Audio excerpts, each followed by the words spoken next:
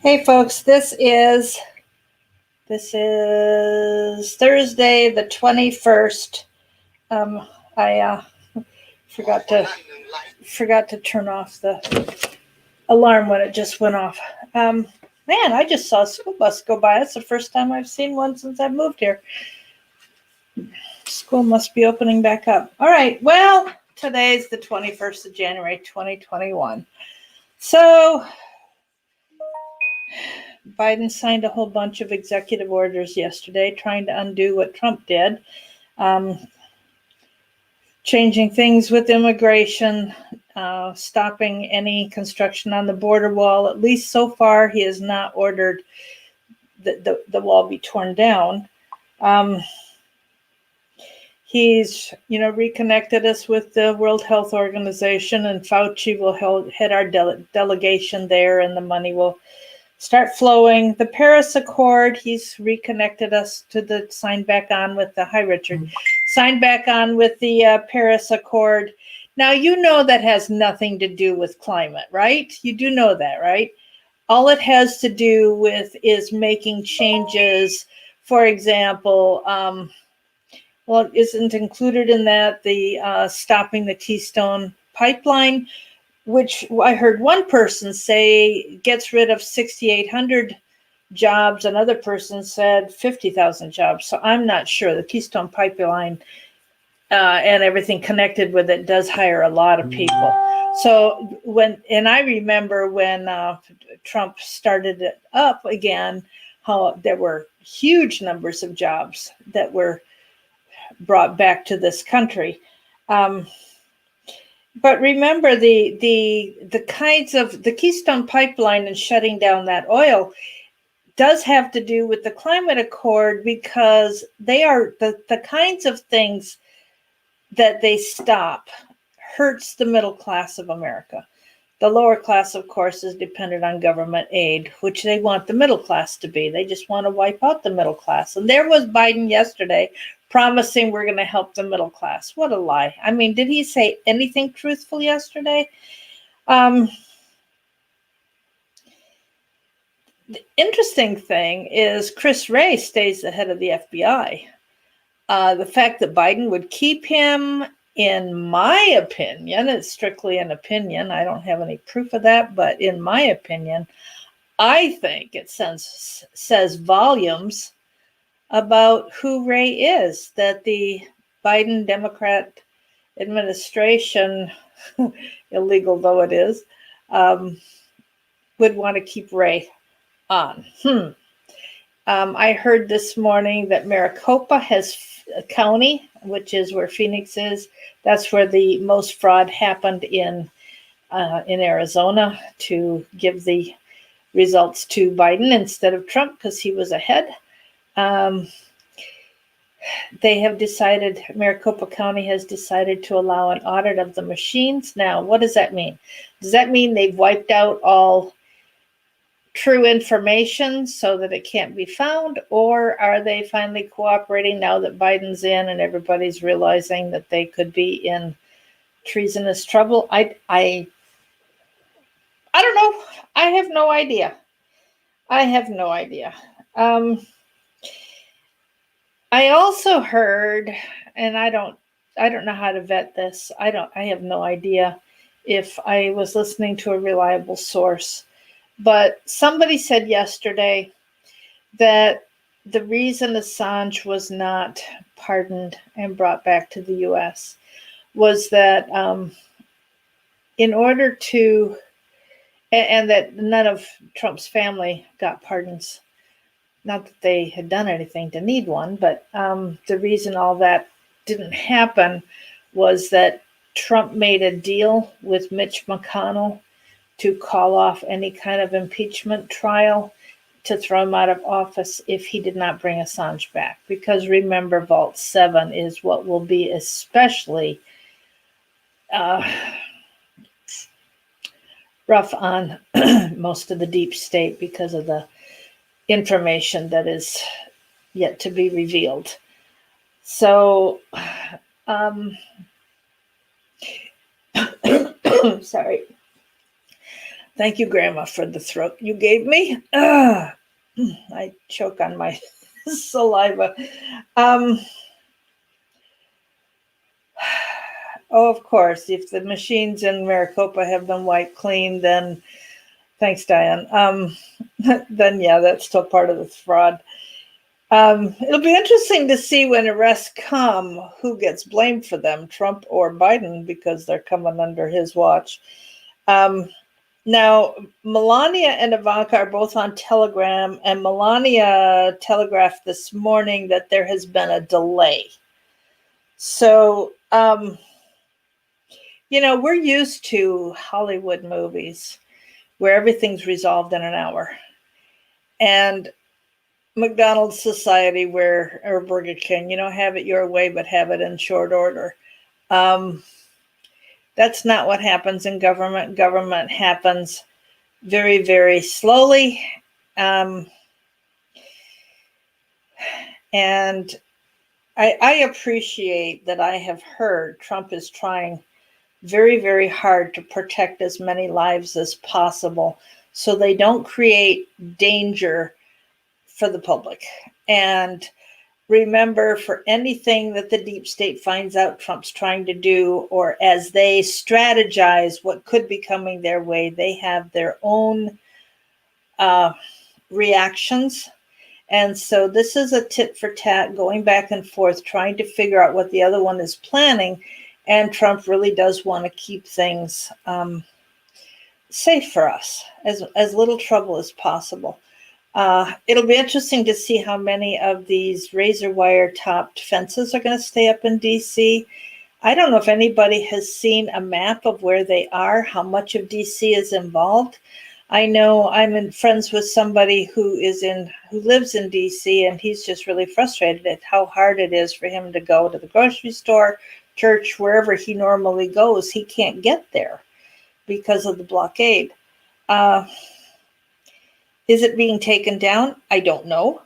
I've heard that some of the National Guard are being sent home now, but not all. So the ones that are staying, does that include the 2,000 that were deputized as U.S. Marshals?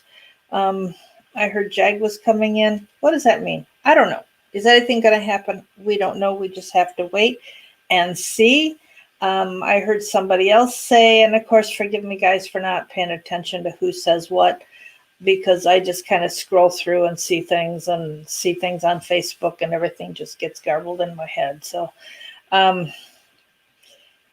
heard that it's possible nothing starts till Sunday, but if things have been delayed, will they even start that early? The Chinese guy that I noticed sitting behind Biden's left shoulder, who was just, his eyes were constantly going, he wasn't looking at Biden, but he was watching everything else going on. He was not social. I thought maybe he was Secret Service, but I found somebody who had a close-up of the pin on his left lapel. It was a square pin with a star in the center of it. So was he there as a Chinese handler? I have no idea, but it just was interesting. Who is this guy? And I've heard other people saying, who is this guy? So the question is, Pete Gaynor from FEMA, the head of FEMA, and Chris Miller, that is now, heading up what the military does. Yeah, I agree. It was creepy, man. The way he just kind of squinted out and looked left and right a little bit was weird. Did you notice, I'm going to come back to the Gaynor and Miller, but back to did you notice how nervous Obama seemed? He was constantly looking over his shoulder to see if anybody was coming barging through the door. Back to Gaynor and Miller. Apparently, they're the ones that are really in charge of what's going on now. They were put in charge under executive order before Trump left, and he was still president. Trump was still president actually until midnight last night. And it was interesting too at the inauguration that nobody was celebrating anything or had eyes. They all seemed to have very dead eyes, except for Harris. Uh, and of course, her arms were going up and down. She was so excited. Her fists were going up and down. Excited. Did you guys realize that Air Force One took Trump to Florida? Air Force One did not pick up Biden. He had to rent a private jet to get to Washington. And then the other thing I heard this morning from Charlie Ward is that he got the recording of the inauguration at 7:00 in Spain at 7:00 in the morning, Spain's time, which was 1:00 Eastern in the morning. And so I had heard several people say that it was just going to be a pre-recorded, that it was just a virtual thing. Interesting. I'd heard that several times in the days leading up to it. So that was quite a scene to be pulling off on a virtual basis. So I don't know.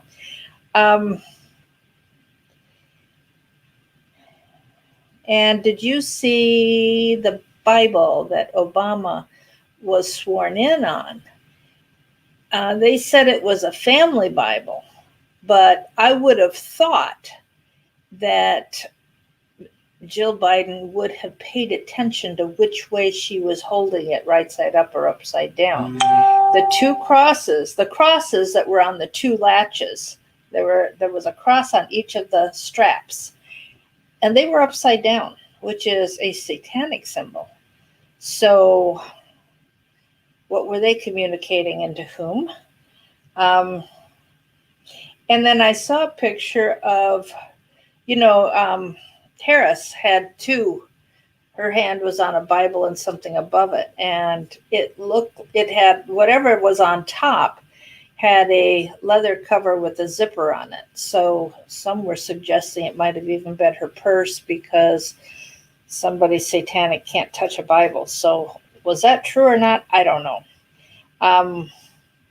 And did you realize that when they had all those flags between the Capitol and down towards the Washington Monument, there was a yellow stripe in there, and they said they claimed it was a Japanese flag, but it was a yellow flag with something red in the middle. So, good grief.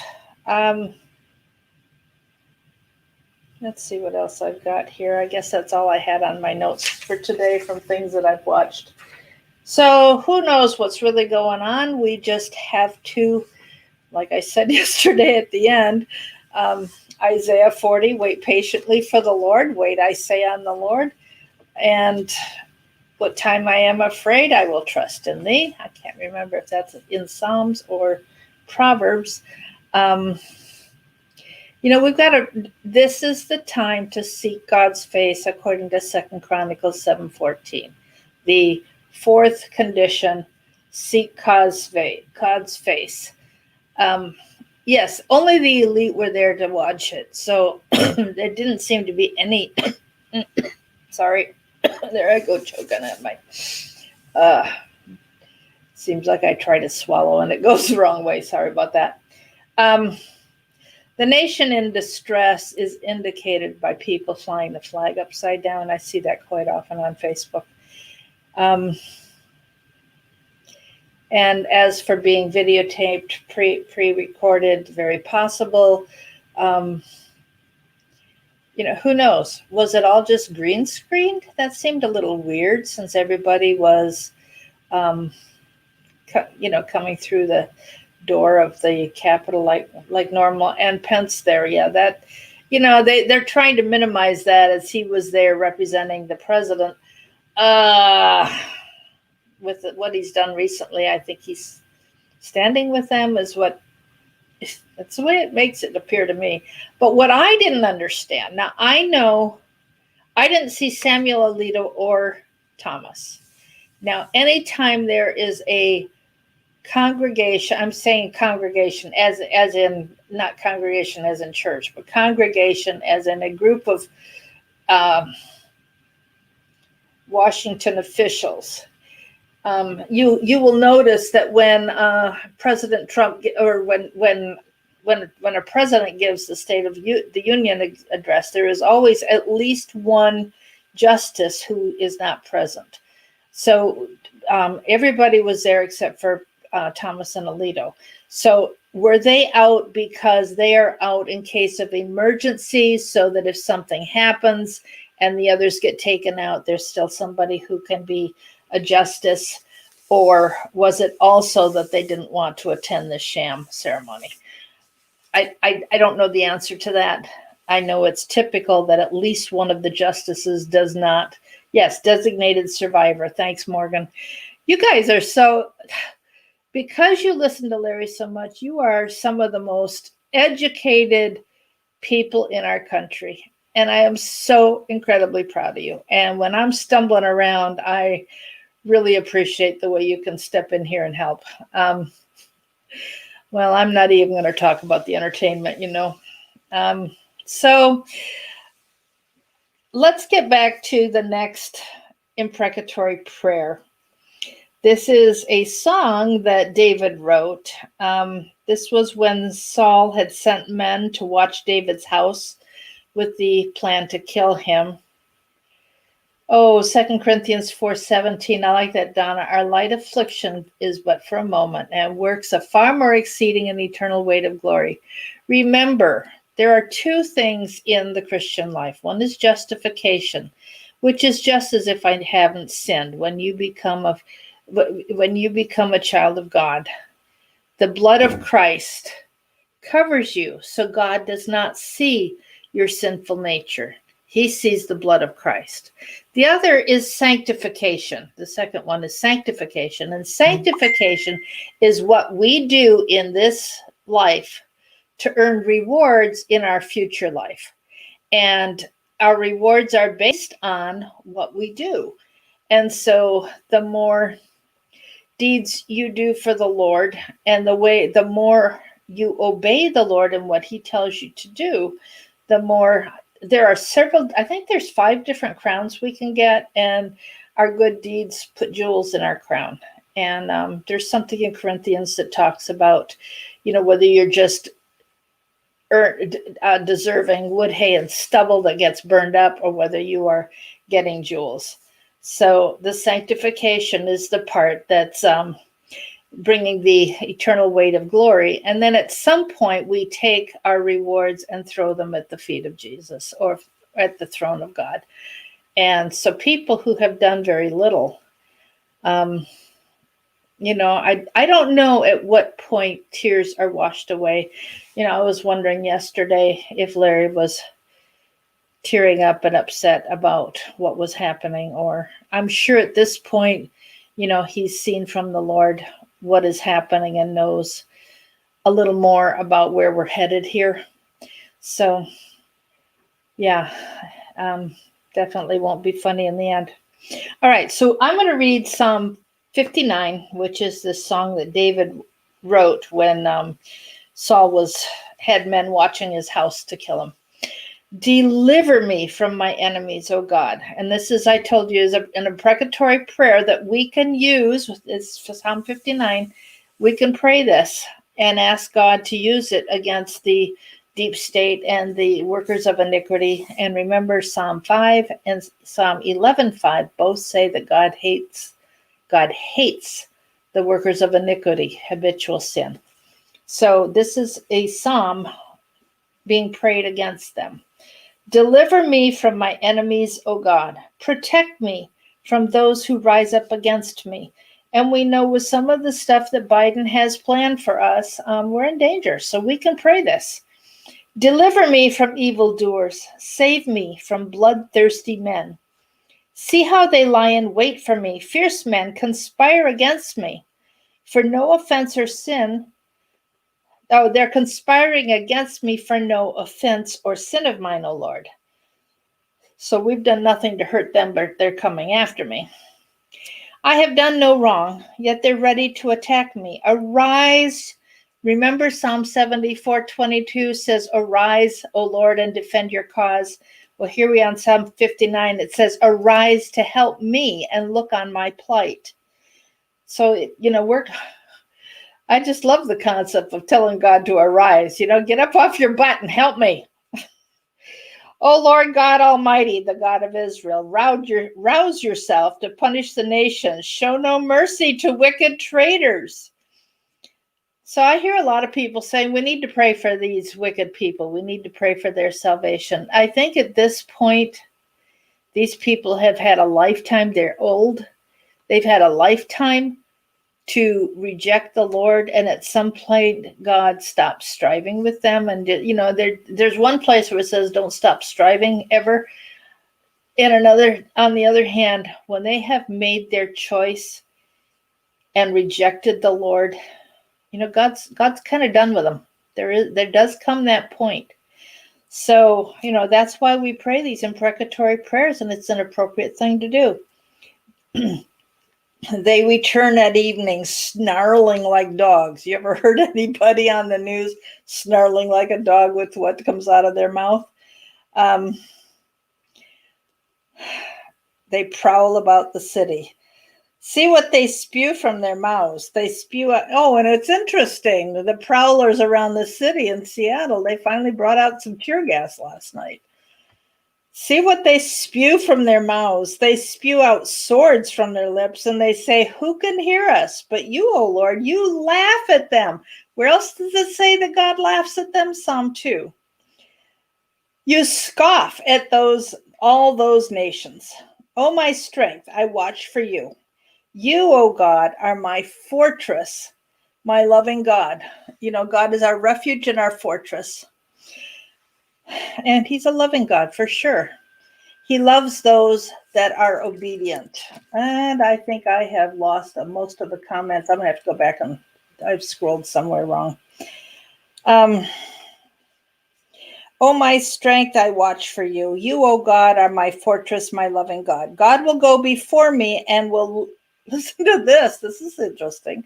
God will let me gloat over those who slander me. I know we're not supposed to laugh when the wicked get punished because God turns his face away from the ones being punished and can turn their punishment on us. So we are not to be laughing when they get hurt, but he's saying you're going to let me gloat. I don't know about that one. Don't kill them, O Lord, our shield, or my people will forget. Well, I think the punishment for treason is death, and I certainly would like God to do that kind of justice, and we need to see it happen. In your might, make them wander about and bring them down. For the sins of their mouths, for the words of their lips, let them be caught in their pride. Oh my goodness. For the curses and lies they utter, consume them in wrath. I really feel like we were cursed last year with the aid that was withheld. And did you know that they are, I heard today, it came out that the PCR tests are finally admitting are mostly false positives. I had heard some weeks ago that the PCR test will find whatever you want to find because it is not a valid test, at least not for a virus. And they are saying if you come out with a positive, with a PCR test and you're tested positive, that doesn't mean, apparently there are a lot of nurses who've tested positive, but because they have no symptoms and they know the PCR test has a lot of false positives, they're still working. So, and probably need to be tested again until symptoms show up, I guess. So for their curses and lies they utter, consume them in wrath. Consume them till they are no more. Then it'll be known to the ends of the earth that God rules. They return at evening, snarling like dogs, and prowl about the city. They wander about for food and howl if not satisfied. But I will sing of your strength. In the morning I will sing of your love, for you are my fortress, my refuge in times of trouble. O my strength, I sing praise to you. You, O God, are my fortress and my loving God. So I'm going to turn the computer around for just a minute. We're going to look at one other short psalm. Let's see if I can show you. See if I can get this. Let's see, a little further that. Oh, I haven't gone far enough yet. I can't turn it off. Nope. Yes, up a little higher. Let's get a little higher. Okay, you see that shiny? That's glass reflecting. That is a hand crocheted with the filet crochet of Psalm 23 hanging over the fireplace here. And so I'm going to read through Psalm 23 because I love the comfort that it gives. And when we're talking about God dealing with the wicked and our having to be patient and wait on the Lord, I think the comfort of Psalm 23 might be a good thing to look at as well today. Hey, James, let them go down alive into the pit. I think that's in one of the verses in Psalms as well. Yes, James, the vaccine does have something called luciferase, ASE at the end. So, yes, I know Biden signed a bunch more things today. I kept seeing he's going to be live. It wasn't live. And so I never did get to see what that was about. So anyhow, Psalm 23, the Lord is my shepherd. Now, what does a shepherd do? The shepherd has a staff. Now, why does the staff have a hook on it at the top? Because he uses it to help bring back one of the sheep who's wandering astray. If the sheep goes over into some place where he shouldn't be, and the shepherd can't reach him, he can use the hook to get around the neck and help bring the sheep back. Of course, at the other end, it's straight, and he certainly knows how to write his name at least a little. Thanks, Richard. And then if he has to hit something, that he's got the other end that he can chase, wild animals away. So it says, I shall not want. I'm not going to be lacking anything. As our shepherd, he's the provider to make sure we have what we need. He makes me lie down in green pastures.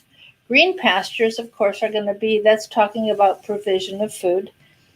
He leads me beside still waters. Remember, be still before the Lord. Be still and know that I am God, he said. He guides me in paths of righteousness. Now, here's that word righteousness again, doing what is right. For his name, he does this for his name's sake, because he wants us to glorify him and glorify his name. Even though I walk through the valley of the shadow of death. So remember, if somebody asks you how old you are, you can say you're timeless, because we are all going to live forever, or die forever, depending on what you have chosen for your next destiny after you stop breathing on this earth. Even though I walk through the valley of the shadow of death, I will fear no evil. Who are we supposed to fear? Only God himself and nothing else. I fear no evil because you are with me. Your rod and your staff comfort me. So we know that, God is going, as the shepherd, he's going to deal with the enemies, and he's going to use his staff to protect us and keep us where we need to be. You prepare a table before me in the presence of my enemies. I'm not sure when that's going to happen, but it's something we can hang on to. That's God's provision. You anoint my head with oil. Now, do you know why they anointed the sheep with oil, their heads? Because they would get bugs, and the torment would be so bad with their thick fur, with their thick wool, that they would bang their head against rocks and kill themselves because of the bugs. But if the shepherd anointed their head with oil, that prevented the bugs from being able to burrow down deep into their scalp and into their wool, so they're not tormented. It's another way of protecting. My cup overflows. God, that's God's blessing, overflowing blessing. Surely, goodness and mercy, or God's love, will follow me all the days of my life, and I will dwell in the house of the Lord. How long? Forever. So when we are his sheep, these are the blessings that God promises us for following him and staying close to him. Now remember, when a sheep starts, they got a little ornery baby that won't stay where it needs to stay. The shepherd will break its legs and then carry it around his neck until the legs have healed. And then that sheep will stay very close to the shepherd and is one of the most obedient ones because he's been cuddled like that.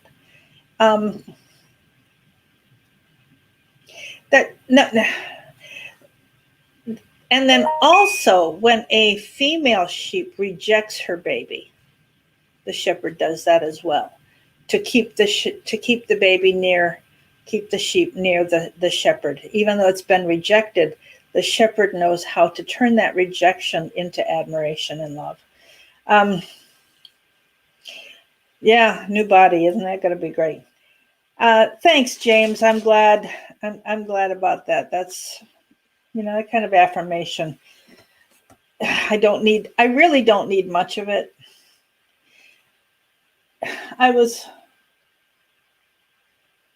I texting somebody this morning? Yes, I was on Facebook talking to somebody about the show and about Larry, and mentioned in my relationship that I had never had anybody respect me and stand up for me the way Larry had.